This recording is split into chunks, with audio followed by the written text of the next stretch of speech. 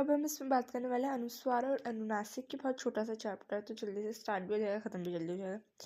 अनुस्वार होता है बिंदु और अनुनासिक होता है चंद्र बिंदु। जो अनुस्वार होता है उसका जो स्वर निकलते हैं वो सिर्फ गले से निकलते हैं, बल्कि अनुनासिक में गले से और नाक दोनों से निकलते हैं। जो अनुस्वार होता है एक व्यंजन मानते हैं उसे, और अनुनासिक को हम एक स्वर का गुण मानते हैं। अनुनासिक का प्रयोग कहाँ कहाँ होता है? देखो, अनुनासिक चंद्र बिंदु। तो जो अनुनासिक होता है वो तो एक चंद्र बिंदु, मतलब जहाँ जहाँ भी ऐसा लगता है जैसे अनुनासिक का प्रयोग चंद्र बिंदु का, तो वहाँ ये लगता है। अब अनुस्वार बहुत अच्छे से हमें समझना है, इसमें मेन अनुस्वार है। तो अनुस्वार का 3 जगह पे प्रयोग होता है, अनुस्वार के रूप में, नासिक के व्यंजन के रूप में, अनुनासिक के साथ पर। ठीक है, अनुस्वार के रूप में मतलब जहाँ जहाँ ऐसा लग रहा है कि बिंदु प्रयोग होगा, जैसे य से लेके ह तक जितने भी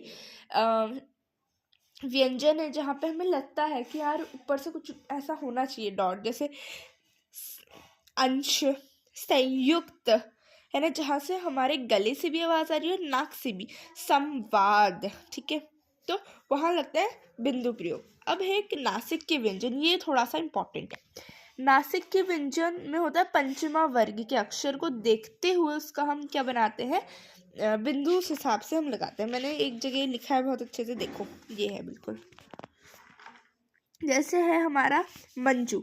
अब देखो, जैसे हमें इसका मंजू को अनुस्वार के रूप में लिखना है, कैसे लिखेंगे? जैसे अब हम क्या देखेंगे, हमें ये ड को हटा के अंग लाना है। कैसे लाएंगे? हम देखेंगे ड आता कौन से उसमें है, तो इसमें आता है च छ ज छ ण, तो क्या ज इसमें आता है, तो हम इसको बदल देंगे, ऐसे दंत को, ऐसे अम्ब को।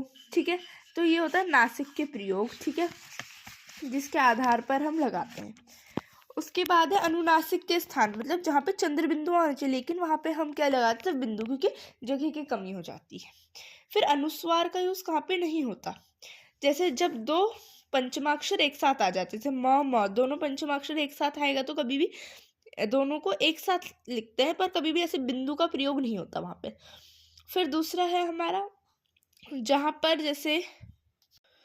पे दो पंचमाक्षर, दो अलग अलग पंचमाक्षर एक साथ आ जाए, न भी पंचमाक्षर है, म भी, तो ये चेंज नहीं होगा। ठीक है, मतलब दो अलग अलग भी नहीं आने चाहिए, पंचमाक्षर एक साथ होने ही नहीं चाहिए।